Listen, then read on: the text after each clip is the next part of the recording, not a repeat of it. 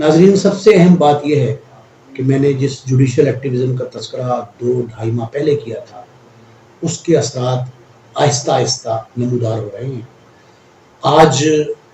عدلیہ اور حکومت کے تناؤ میں ایک اور تیر کا اضافہ ہوا ہے۔ تناؤ میں تیر جو ہے وہ اس انداز کا ہے کہ جس نے عدلیہ کو خاصا گھائل کیا ہوگا، اور گھائل اس انداز سے کہ آج وفاقی حکومت نے ایک متفرق درخواست سپریم کورٹ میں دائر کی ہے۔ آڈیو ویڈیو لیکس کے جو کیس زیر سماعت ہے، 5 رکنی لارجر بینچ ہے، اس بینچ کے 3 اراکین including chief justice Pakistan mister justice Umar Ata Bandial, ان پہ اور جسٹس منیر بختر صاحب پہ اور ان کے تیسرے ساتھی پہ اعجاز الحسن صاحب پہ، یہ تینوں جج صاحبان پہ اعتراض کیا گیا ہے، اور وفاقی حکومت کی طرف سے دائر کردہ متفرق درخواست میں یہ موقف لیا گیا ہے کہ یہ تینوں جج صاحبان جو ہیں اپنے آپ کو اس بینچ سے الگ کر لیں۔ یہ بینچ جو ہے وہ جو کمیشن قائم کیا تھا وفاقی حکومت نے، جسٹس قاضی فائز عیسیٰ صاحب سپریم کورٹ کے سینئر ترین جج ہیں، ان کی سربراہی میں، اس کو اس بینچ نے کام سے روکا تھا، اور اب بینچ پہ اعتراض آ گیا ہے کہ یہ 5 رکنی بینچ میں سے 3 جو ہیں وہ ان پہ انگلی اٹھائی گئی ہے، اعتراض اٹھایا گیا ہے وفاقی حکومت کی جانب سے، اور اٹارنی جنرل پاکستان جو ہیں انہوں نے آج وفاقی حکومت کا یہ موقف وہاں رکھا ہے۔ الیکشن کمیشن کے وکیل بھی موجود تھے، اور بھی بہت سارے لوگ موجود تھے، ان کی بڑے سینئر وکلاء کی موجودگی میں یہ موقف لیا گیا ہے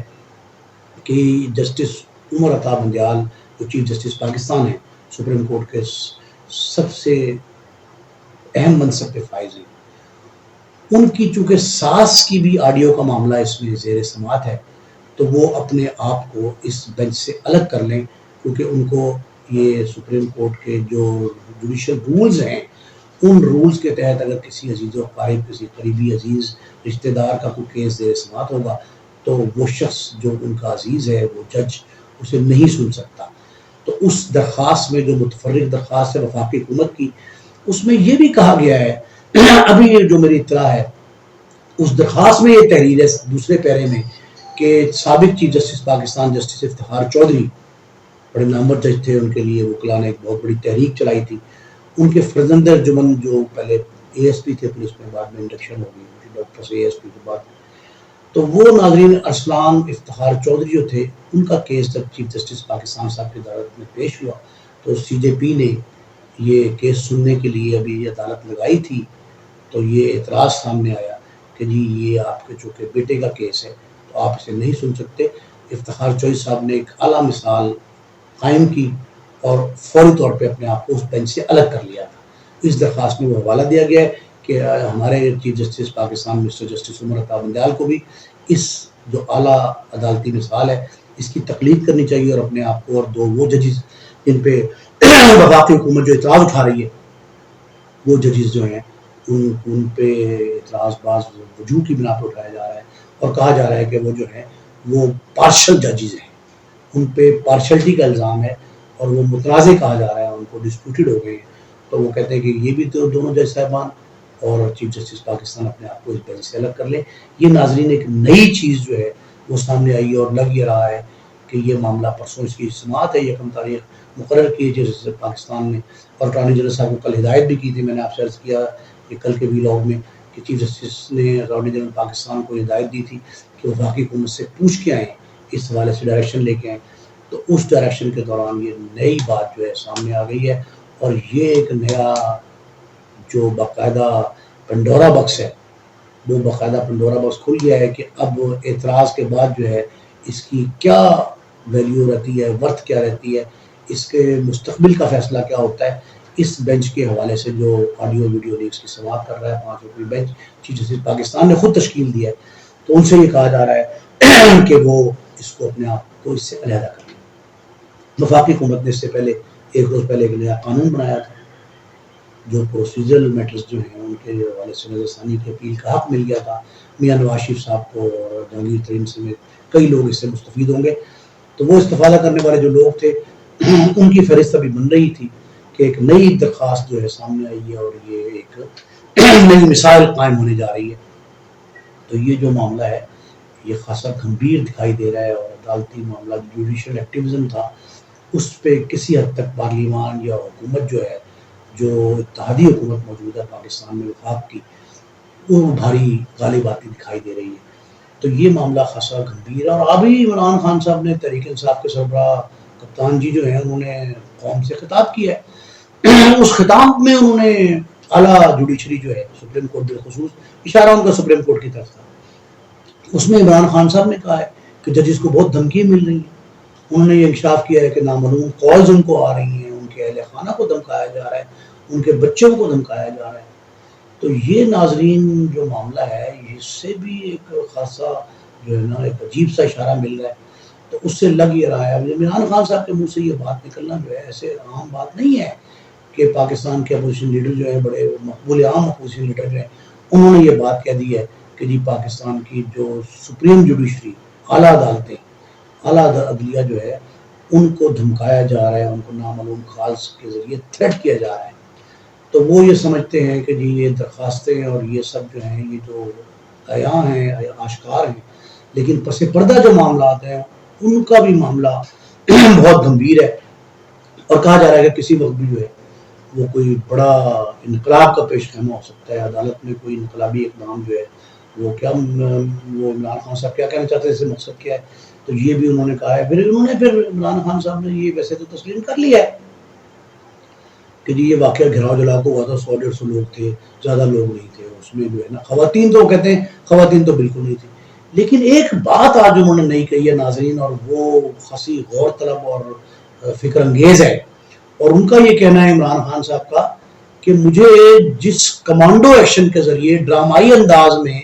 فوج نے گرفتار کیا، اب یہ نئی بات انہوں نے کہی ہے، ایک طرف انہوں نے تسلیم کر لیا ہے کہ ٹھیک ہے جی گھراؤ جلاؤ ہوا ہے، اور وہ کل پرسوں بھی کہہ چکے تھے اپنے خطاب میں کہ جی گھراؤ جلاؤ کے ذمہ داران کے خلاف کارروائی ہونی چاہیے۔ لیکن آج ناظرین جو کام ہوا، انہوں نے یہ کہا کہ مجھے جس کمانڈو ایکشن کے ذریعے ڈرامائی انداز میں فوج نے گرفتار کیا، لفظ فوج استعمال کیا، اور دوبارہ وہ پہلے ریکنسائل کرنا چاہ رہے تھے معاملات کو، 2-3-4 خطاب اور انداز کے تھے، آج ذرا تھوڑا سا پھر اگریسو تھا، اور اس اگریسو انداز میں انہوں نے یہ کہا کہ مجھے پھر فوج نے گرفتار کیا، تو لامحالہ ریئیکشن جو ہے وہ فوجی تنصیبات پر ہونا تھا، ان سے متعلقہ اداروں، جو ادارے ہیں ان سے متعلقہ گھروں، گھر کا لفظ انہوں نے استعمال کیا، ان سے متعلقہ افراد کے تنصیبات یا گھروں پر حملے ہونے تھے۔ تو اگر مجھے پولیس پکڑتی تو پولیس والوں تھانوں پہ لوگ حملے کرتے، تھانوں پہ جاتے لوگ، مطلب یہ بات تو انہوں نے نیم رضامندی کے ساتھ جو ہے نا یہ کہہ دی ہے کہ حملے جو ہوئے تھے وہ فوج کی ریٹیلیشن میں تھے، فوج نے مجھے گرفتار کیا اور رینجرز نے گرفتار کیا تھا، پتہ نہیں اب یہ فوج وہ جو ہے نا، اور رینجرز تو پیرا ملٹری فورسز ہیں یا ملٹری فورس گنا گیا ہے ان کو، عمران خان صاحب کی دانست میں شاید ملٹری فورس ہے، تو وہ پکڑا ان کو انہوں نے تھا رینجرز نے، لیکن کہا یہ گیا کہ شاید وہ فوج نے پکڑا ہے۔ تو عمران خان صاحب کا آج جو خطاب تھا اس میں یہ 2-3 پوائنٹ بڑے اہم تھے، ایک عدلیہ پہ دباؤ کے حوالے سے، اعلیٰ عدلیہ، دوسرا فوج کی تنصیبات پر حملے جو ہیں وہ انہوں نے کہا یہ رد عمل تھا، انہوں نے کہا نیچرل رد عمل تھا کہ لامحالہ ایسا ہی ہونا تھا کہ اگر پولیس پکڑتی تو پولیس کے تھانوں پہ حملے کرتے۔ تو یہ بات ہے۔ پھر انہوں نے 100-150 افراد کہے، انہوں نے کہا جی خواتین تو بالکل نہیں تھی، خواتین کو جیو فینسنگ کا نام دیا عمران خان صاحب، جیو فینسنگ کے ذریعے انہوں نے کہتے ہیں آپ کا تصویر دکھائی دے رہی ہے، آپ وہاں موجود ہیں بنی گالہ میں، تب بھی اگر آپ یہاں زمان پارک میں موجود ہے تب بھی، تو وہاں سے ان کو گرفتار کر کے لے جایا جا رہا ہے۔ پھر عمران خان صاحب نے کہا جی خواتین کی تضحیک ہو رہی ہے، انہوں نے جیلوں میں زیادتی والا معاملہ نہیں بتایا، اس پہ کوئی کمنٹ نہیں انہوں نے کیا۔ انہوں نے وزیر داخلہ رانا ثناء اللہ کی جو نیوز کانفرنس تھی 2-3 روز قبل، اس کا حوالہ ضرور دیا، اس میں کہا جی انہوں نے کہا جی کہ شاید پی ٹی اے خود کو پلان کر رہی ہے کہ خواتین کے ساتھ جو ہے نا زیادتی کا کوئی ڈرامہ رچایا جائے گا۔ اس کا تذکرہ عمران صاحب نے کہا اور کہا جی کہ یہ سب فضولیات ہیں، ان کو پتہ ہے کہ خواتین جو ہے نا وہ تھی ہی نہیں، ان پہ جرم ثابت نہ ہونا، تب ان پہ ایک نیا جرم عائد کرنے کی خاطر نا یہ انہوں نے جو ہے ایک کام کیا ہے، اور یہ معاملات خاصے گمبھیر دکھائی دے رہے ہیں، اور معاملہ ابھی تک جو ہے وہ اس میں کوئی برف پگھلتی دکھائی دی تھی 1-2 روز قبل، لیکن اب 9 مئی کے سانے پر یہ پھر جلتی کا پر تیل کا ایک کام شروع ہو گیا، اور لگ رہا ہے کہ یہ پھر کوئی شاید اس سے بڑھ کے کوئی ایکشن جو ہے نا وہ توقع کی جا رہی ہے۔ تو یہ 2 خبریں بڑی اہم تھیں۔ عمران خان صاحب کا خطاب جو ہے وہ ظاہر ہے بڑی تعداد لوگ ویڈیو پہ آڈیو پہ بیرون ملک مین اسٹریم میڈیا پہ جہاں کہیں بھی ہو سکتا ہے وہاں سنتے ہیں اور وہ اس کے معاملات جو ہیں اس پہ رد عمل بھی ظاہر کرتے ہیں اور ان کی فالوئنگ جو ہے اور فالوئنگ بہت زیادہ ہے. تو یہ دو خبریں اہم تھیں. عمران خان صاحب کا خطاب تھا اور ان میں جوڈیشری کا تذکرہ تھا, خواتین کا تذکرہ تھا, پھر فوج کے معاملات بتائے تھے انہوں نے, فوج کو پھر تنقید کا نشانہ بنایا ہے عمران خان صاحب. اس سے لگتا یہ ہے کہ وہ کسی ریکنسائل کرنے کی پوزیشن میں نہیں ہے. پارٹی کے توڑنے کا الزام بھی وہ انڈائریکٹلی انہیں پہ لگا رہے ہیں. وہ کہتے ہیں یہ ادارے جو ہیں یہ کر رہے ہیں اور یہ پارٹی توڑنے کے لیے جو ہے انہوں نے کہا چند لوگ پارٹی چھوڑی ہے, ہمارے جو ٹکٹ ہولڈر ہیں ان پہ بہت دباؤ ہے اور بہت سی باتیں کی. تو وہ پارٹی توڑنے کا معاملات جو ہے نا وہ بھی انہیں پہ لگائے جا رہے ہیں الزامات کے. ادارے جو ہیں ایسا کام کر رہے ہیں. نیب اور پولیس کو آڑے ہاتھوں لیے عمران خان صاحب. انہوں نے کہا جی کہ یہ سارے کے سارے جو ہے نا ان کو اور کوئی کام نہیں ہے, صرف پی ٹی آئی کو جو ہے وہ منتشر کرنے کے لیے سارے کے سارے جو ہے نا یہ اپنی توانائیاں صرف کر رہے ہیں. تو یہ معاملات جو ہیں یہ اعتراضات عمران خان صاحب کے سامنے ہیں. لیکن اس دوران ایک اور خبر اسلام آباد سے وفاقی دارالحکومت سے مجھے ملی ہے. وہ یہ ہے کہ جو اسلام آباد پولیس ہے اس میں ایک انسداد انتہا پسند یونٹ, ایک نیا سیل قائم کیا گیا. ناظرین, انسداد انتہا پسند یونٹ یعنی جو ایکسٹریمزم ہے اس کی روک تھام کے لیے یونٹ انہوں نے بنایا ہے. اور پتہ نہیں اس میں ٹرینڈ لوگ ہیں یا کس طرح کے لوگ دہشت گردی جانتے ہیں, انتہا پسندی کو سمجھتے ہیں نہیں سمجھتے, وہ وہاں تعینات کیے گئے ہیں. لیکن بہرحال یہ یونٹ بنایا. اس کو جو پہلا کام تفویض کیا گیا تھا وہ یہ تھا کہ سوشل میڈیا پہ, ڈیجیٹل میڈیا پہ جو کچھ کمپین چل رہی ہے اداروں کے خلاف یا منافرت سے بھرپور ہے ان کا سد باب کیا جائے. تو یہ اطلاع مجھے ملی ہے کہ 203 سوشل میڈیا اکاؤنٹس جو ہیں انہوں نے پوائنٹ آؤٹ کیے ہیں, ان کو ٹریس کر لیا گیا ہے. یہ 203 سوشل میڈیا اکاؤنٹس ٹریس کیے گئے ہیں جن کے بارے میں یہ کہا گیا ہے کہ وہ سوشل میڈیا پر مذہبی, مسلکی, لسانی منافرت پھیلا رہے ہیں یا اداروں کے خلاف, جو منظم ادارے بالخصوص منظم اداروں کے خلاف جو ہے ان کے خلاف باقاعدہ پروپیگنڈا کر رہے ہیں. ان میں سے 106 اکاؤنٹ ایسے تھے جن کو باقاعدہ بند کر دیا گیا اور ان کے ذمہ داران یا وہ چلانے والے جو وہ اکاؤنٹ ہولڈرز تھے ان کی گرفتاری بھی عمل میں آئی ہیں. ان کے خلاف مقدمات اسی یونٹ یعنی جو یہ انسداد انتہا پسند یونٹ کہا گیا ہے اس کے یونٹ کے سرکردہ افسران جو ہیں ان کی جانب سے مقدمات کی درخواستیں بھی موصول ہو گئی ہیں اور وہ مقدمات درج کیے جا رہے ہیں. اور یعنی آدھے تقریباً نصف سے زائد جو ہیں وہ 2-4 زائد